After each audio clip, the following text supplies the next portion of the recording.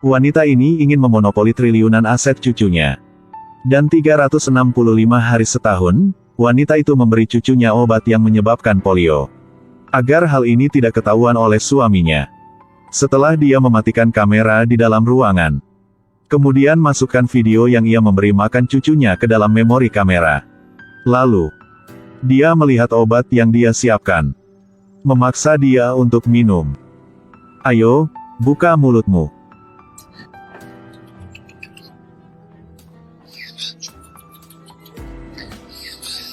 Dan hal-hal seperti ini, Chamre harus dialami sekali setiap hari. Sebagai pewaris kekayaan lebih dari triliunan, Chamre selalu ingin balas dendam. 10 tahun yang lalu, ayah Chamre dibunuh oleh musuh. Tunggu sampai paman Chamre berlari ke rumah Chamre. Ayahnya kehabisan nafas. Meninggalkan Chamre saat bocah masih lugu dan jahil. Sebelum meninggal, ayah Chamre mempercayakan semua miliknya dan Chamre. Untuk adiknya adalah Rega mengelola.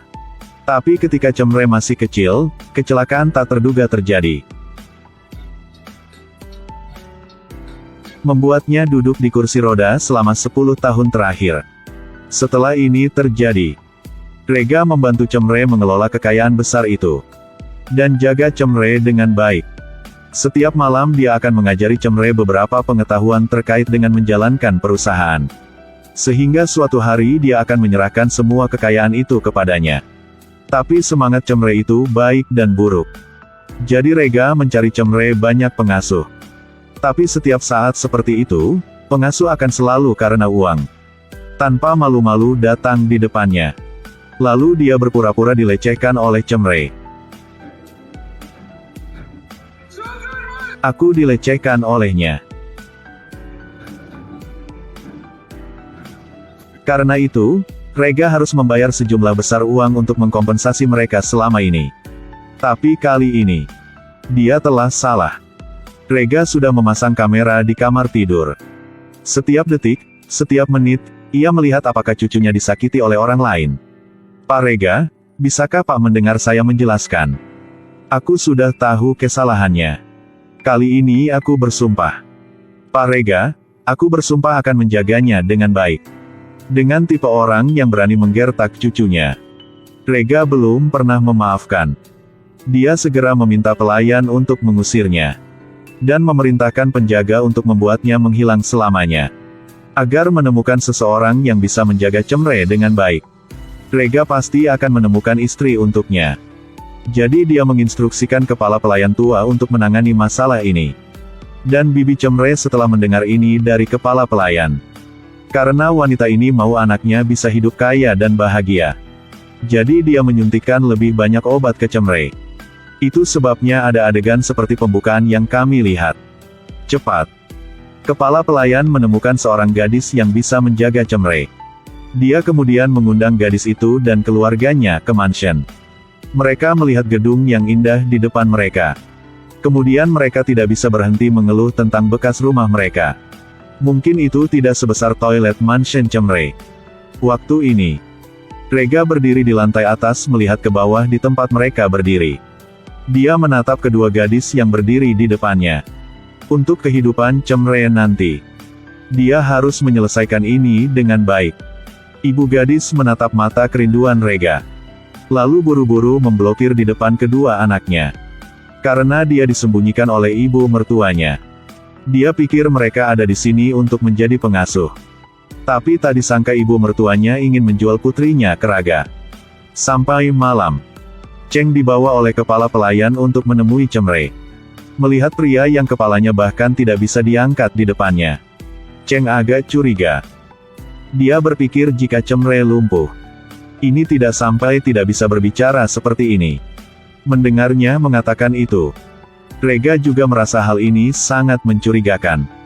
Chamre sering dalam keadaan setengah sadar. Cheng segera memeriksa Chamre.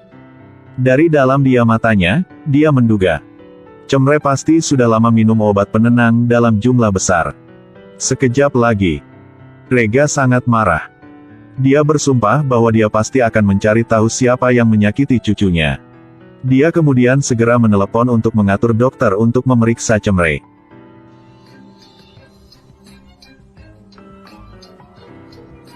Saya meminta Anda untuk menjaga keponakan saya, tunggu sampai saya kembali. Ketika Rega menelepon dokter, putranya adalah Rem. Karena diduga terlibat dengan PSK, dia ditangkap. Karena dia adalah putra dari perusahaan kaya yang terkenal. Jadi berita segera menyebar ke seluruh surat kabar. Sekaligus, Cheng menemukan Cemre. Perlahan-lahan sadarnya kembali. Tapi Rega baru saja mendengar bahwa seseorang ingin mencelakai Cemre. Dia kesal banget. Cheng menasihatinya untuk tetap tenang dulu. Meskipun Cemre tidak bereaksi, dia masih memiliki kesadaran. Tepat waktu ini, HP Rega tidak berhenti berdering. Cheng menduga sesuatu yang sangat serius pasti telah terjadi padanya. Jadi dia menyuruhnya untuk menjawab telepon dulu. Sekarang suara di ujung sana. Dalam sekejap, wajah Rega tiba-tiba kesal. Sebelum ia meninggalkan, Rega menyuruh Cheng untuk menjaga Cemre. Mena hendak pergi keluar. Tapi Rega mencegahnya. Dia tahu putranya menjadi seperti itu karena ibunya terlalu memanjakannya. Rega dengan cepat pergi ke kantor polisi untuk membebaskan Rem dari penjara. Rega menghabiskan banyak uang.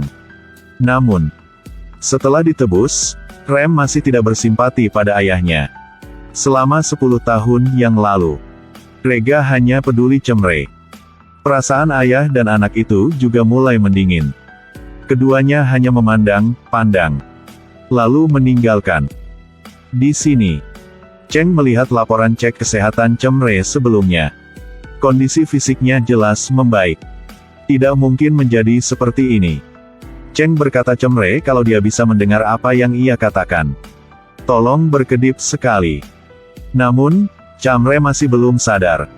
Pada waktu ini, semakin Mena berpikir, semakin marah dia. Tanpa penampilan Cemre, maka putranya tidak akan semanja seperti ini. Kemudian, Mena langsung menuju kamar Cemre. Dia mengangkat dagu Cemre. Kemudian tanyakan padanya mengapa dia tidak mati. Adegan ini dilihat oleh Cheng. Mena menoleh dan menjadi takut. Dia bertanya kepada Cheng mengapa dia ada di sini. Cheng mengatakan dia adalah pengasuh yang diundang oleh Rega. Melihat Cheng yang berani sombong dengannya. Tepat ketika Mena hendak memukulnya. Kemudian kepala pelayan berlari untuk mengumumkan bahwa putranya telah kembali. Tunggu dan lihat saja.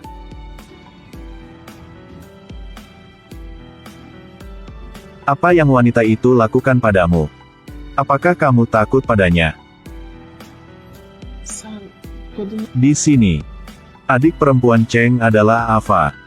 Melihat Rem yang kaya sedang di luar, dia benar-benar ingin menikah dengannya. Nenek bilang dia ingin menikah dengan keluarga bangsawan. Maka harus belajar menunggu kesempatan. Pada waktu ini, Eve tidak tahu.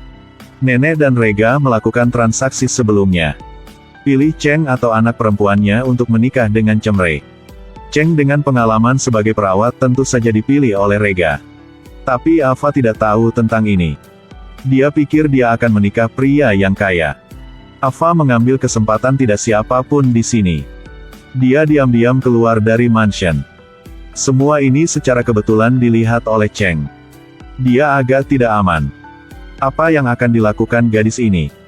Setelah Cheng menunjukkan hasil tes darah dokter kepada kepala pelayan, dia buru-buru meninggalkan. Tanpa diduga ketika dia baru saja turun. Lalu ia melihat Raga dan putranya berdebat. Rem sedang mengejek ayahnya. Hal ini membuat Raga sangat marah. Lalu dia menamparkan Rem.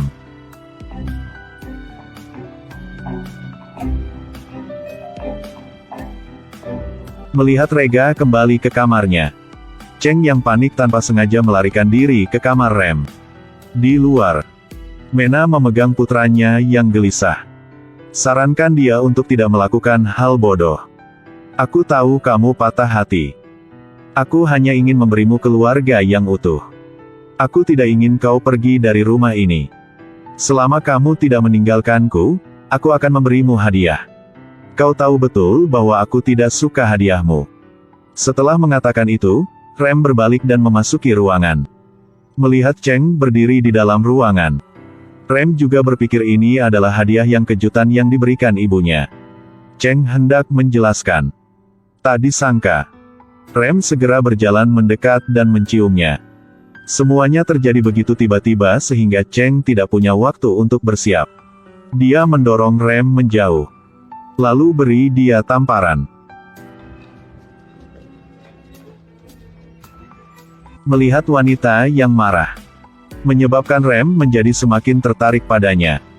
Nenek mereka yang mencintai uang melihat tumpukan dolar di depannya. Kemudian matanya tiba-tiba menyala. Tepat waktu ini, Ibu Cheng masuk ke kamar. Dia tahu wanita seperti apa ibu mertuanya. Jadi ia bertanya dari mana uang ini berasal. Ketika dia melihat surat di atas meja, dia telah paham semuanya. Ibu mertuanya pasti menyembunyikan sesuatu yang buruk darinya. Menghadapi pertanyaan menantu perempuan, ibu mertua telah mengatakan yang sebenarnya. Sang ibu tidak percaya apa yang dia dengar. Dia pikir seluruh keluarga ada di sini untuk bertindak sebagai pengasuh. Tapi tak disangka, ibu mertuanya menjual putrinya. Dia marah dan segera mencari Rega.